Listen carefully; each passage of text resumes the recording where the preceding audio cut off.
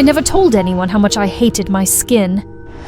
Not its color or texture, but the thick dark hair that made it feel like something I could never escape. Ever since middle school, I've been the werewolf, furball.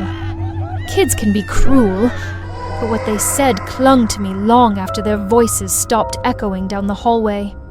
Even at 18, standing in front of the mirror with a body I'd worked hard for, all I saw were dark, coarse patches of hair clinging to me like shame.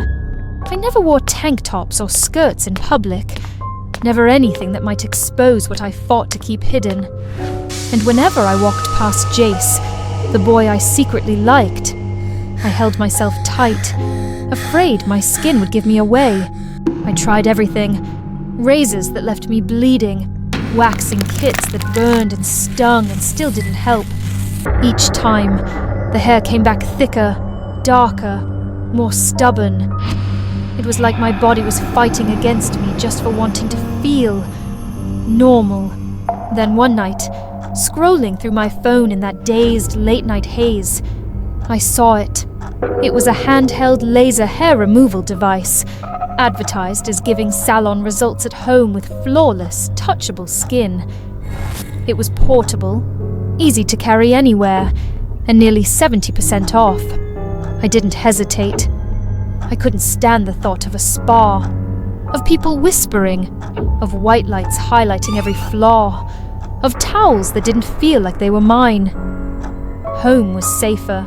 When the package arrived, I locked my door, sat on my bed, and pointed it at my calf. The first pulse of light stung like fire, sharp and hot and too real. But I kept going. 3 days later, the hair was gone. My skin was smooth. Smooth like the ads promised. Like I never thought possible. I wore a skirt out for the first time. A real skirt. Short and light and unapologetic. I even posted a photo. The comments flooded in. "You look amazing. Where have you been hiding that figure?" Even Jace commented. Just 3 words, but they sent my heart into orbit. "You look incredible." For the first time I felt seen, not as the hairy girl, the one who always hid behind sweaters in July, but as someone worth looking at. But the high didn't last. 2 weeks later, I noticed it. Not just regrowth, but expansion. Hair crept into places it had never been before. Along my lower back, up my arms, down to my ankles.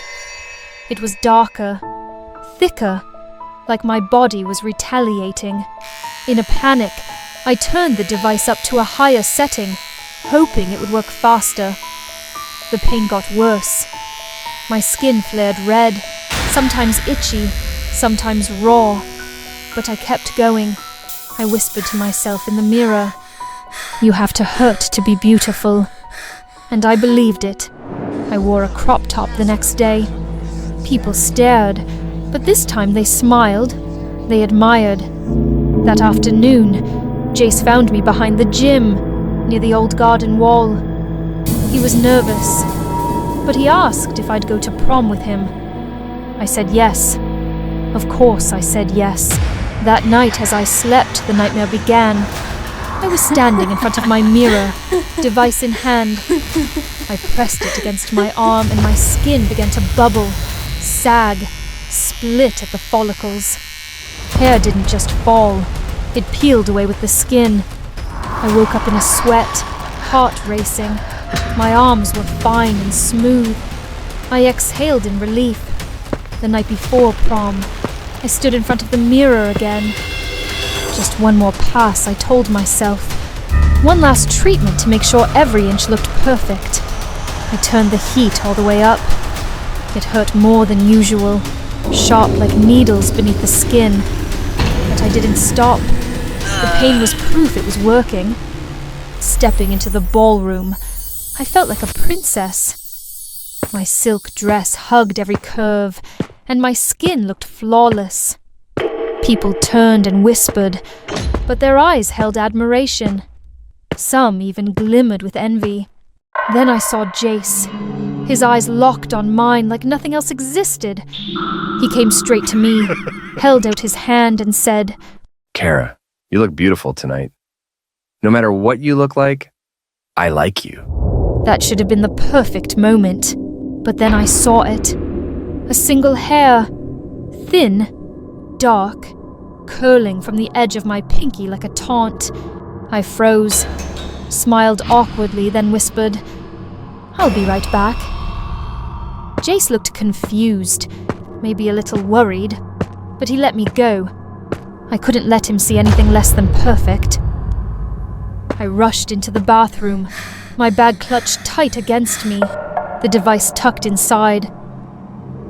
Inside the stall, I locked the door and powered it on. Outside, I heard two girls talking. Kara looks amazing. But still not as pretty as Eva. I saw her with Jace earlier. I adjusted the setting again. Maximum heat. My hands were trembling. I needed this to work. I needed to be perfect.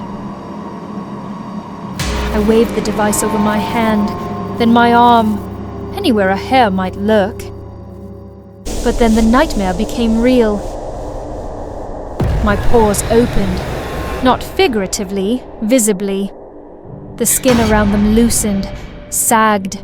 The texture shifted. My arm was changing, melting, like soft wax left in the sun. A sharp sting followed, then a burn, then full-blown pain. I screamed.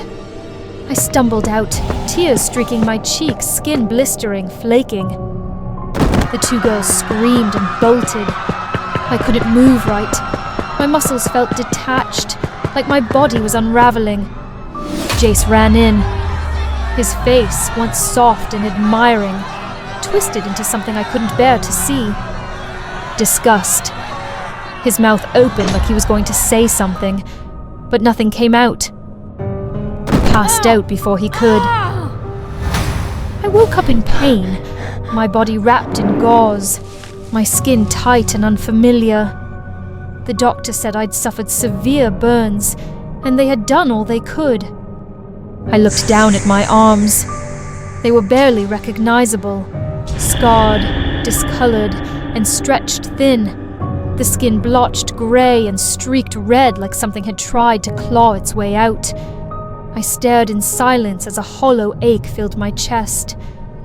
Now I understand. Perfection was never real, but pain is, and it leaves marks that never fade. Dreaming of her flawless look? Don't wait. Buy now and make it yours.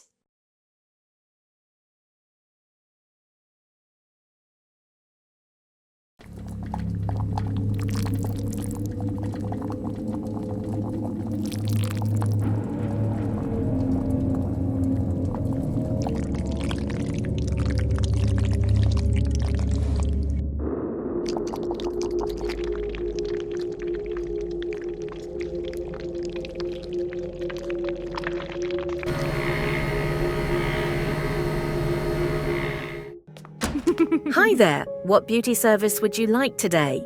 This is my first time ever at a spa. In my whole 16 years of life. Looking like a total mess. I want to get waxed, but just got bullied and called a half-evolved monkey. Like this. Can it all be waxed off? Of course. I'll help you get smooth, silky skin. I lay on the bed, wrapped in nothing but a thin towel.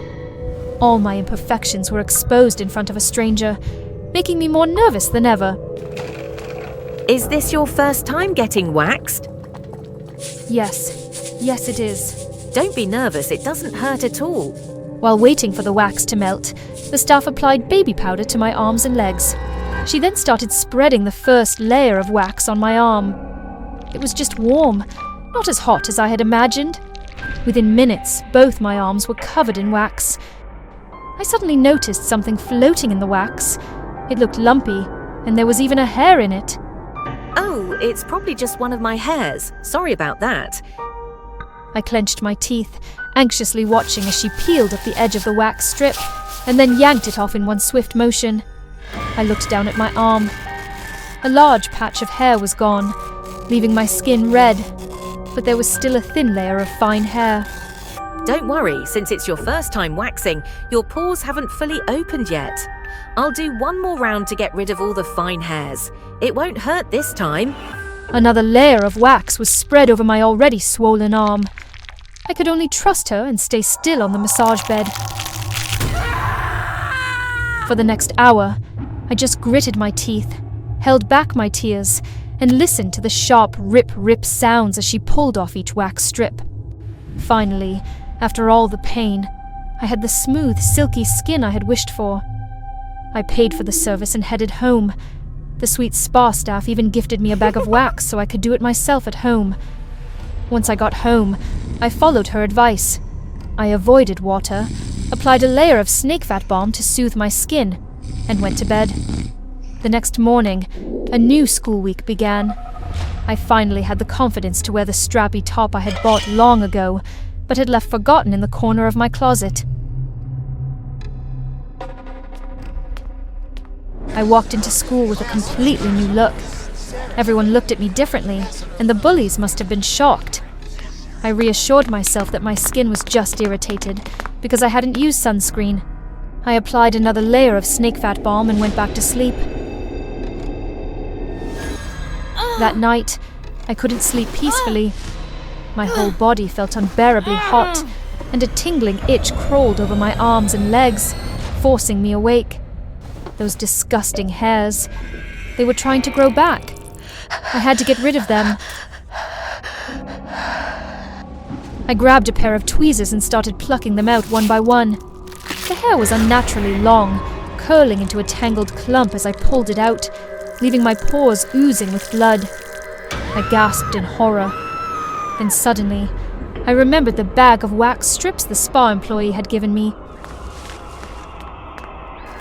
I melted the wax, and what I saw inside the pot made my stomach churn. Floating in the wax were chunks of dead skin and strands of hair in all sorts of colors, clearly from different people. A chill ran down my spine, and goosebumps covered my arms. The spa. They actually reused old wax for customers. Did that mean the wax I used yesterday was this disgusting recycled mess? Could it carry diseases? And then, as if responding to my horror, the hairs on my body started to wriggle. One by one, they pushed themselves out of my pores. No, I couldn't go back to being a hairy, disgusting monkey. I scratched at my arms and legs frantically, but strangely, I felt no pain. It was as if my skin had lost all sensation. My body burned with fever, and exhaustion took over. When I woke up, I was in a hospital bed, my arms and legs wrapped in bandages. I looked like a mummy. No way. How could she have leprosy? I turned my head and saw the doctor holding something. It looked like a dried wax strip. This old wax contained bacteria from a leprosy patient. She's been infected. No, that's impossible. That spa is big, it's reputable. My limbs feel numb because you gave me anesthesia, right? Kate, don't be scared. Leprosy is treatable now. You just need to be patient. Restrain her. We will come up with the best treatment plan for you. Please cooperate. No, I'm not sick. Get the hell away from me.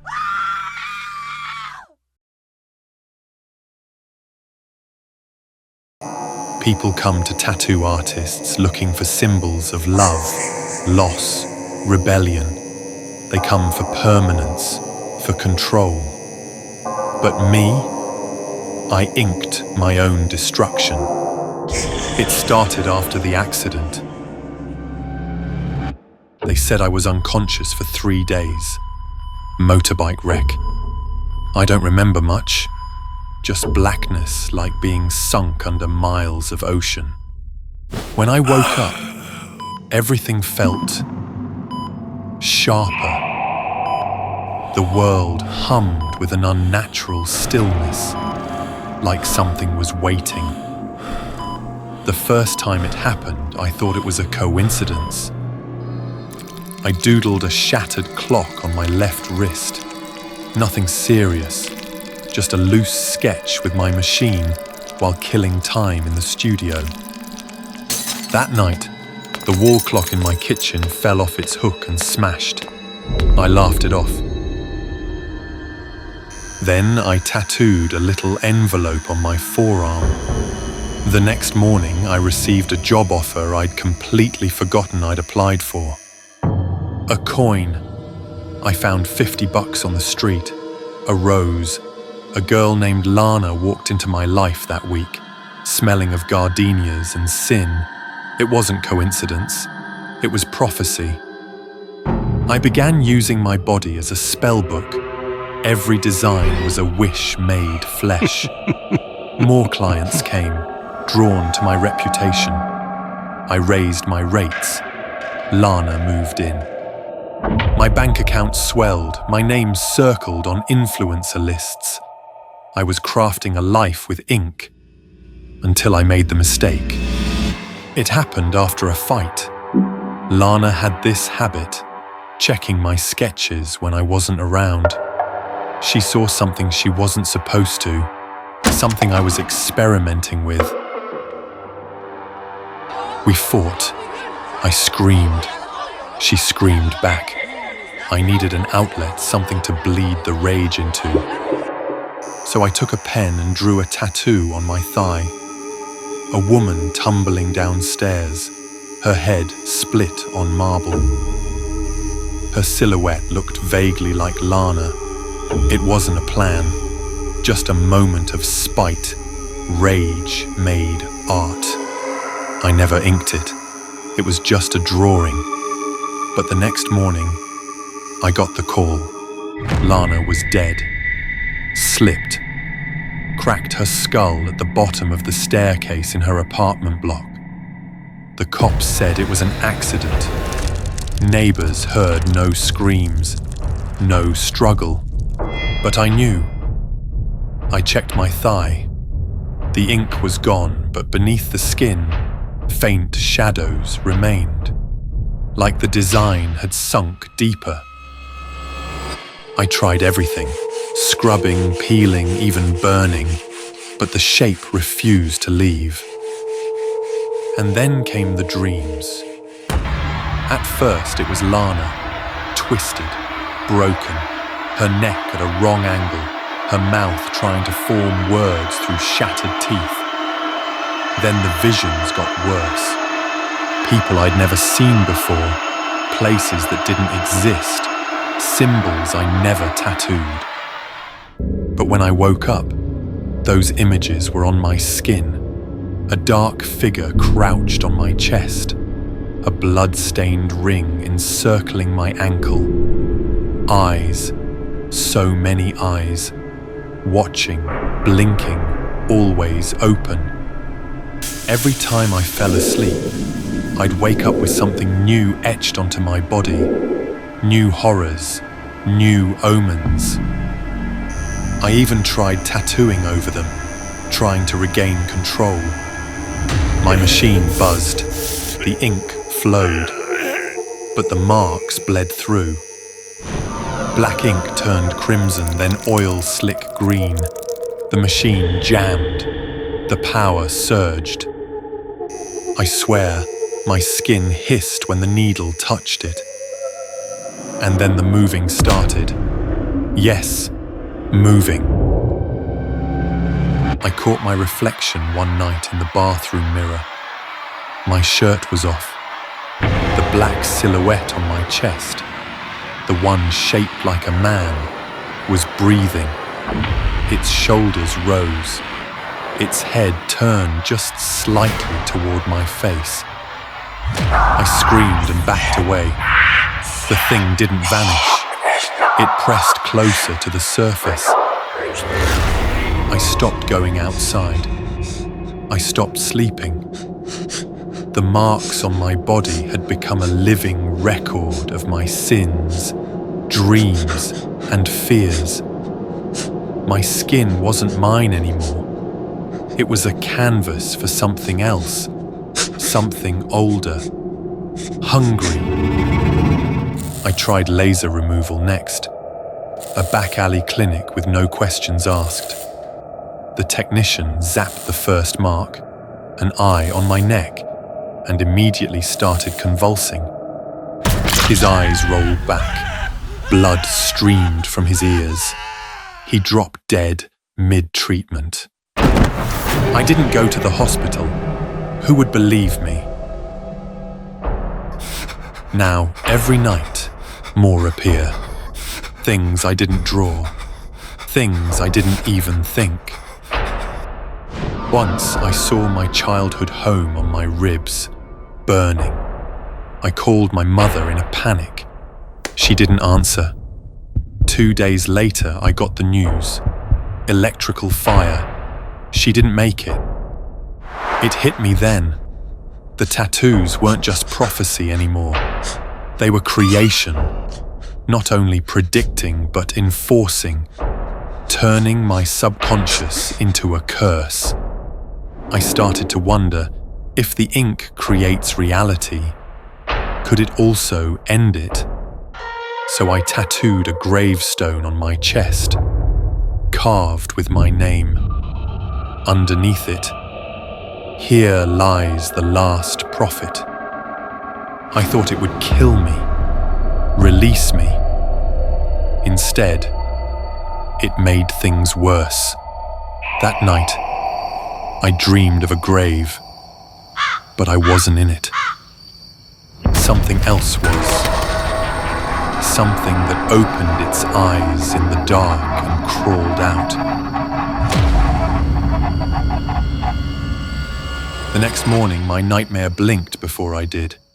My tattoos twisted and smiled, and then I heard the voice, rasping, low, like a whisper between bones. "You thought you were the artist. You were just the skin. Now I barely sleep. I shave my head, trying to catch new marks early. They still come, faster, more violent. Symbols of death, rot, rituals I've never seen. I think something else is writing through me now, taking what's left of my mind and mapping it onto flesh. I'm no longer the only one marked.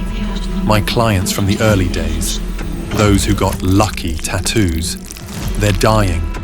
Their skin rejects the ink. It peels, screams. One woman tried to scrape hers off with a cheese grater. Another drowned herself in black ink. It's spreading.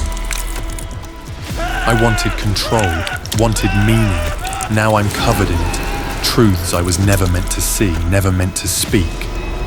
If you're reading this, if someone ever offers you a tattoo of fate, don't take it. Don't even think about it. Because thoughts become lines, lines become ink, and ink never forgets.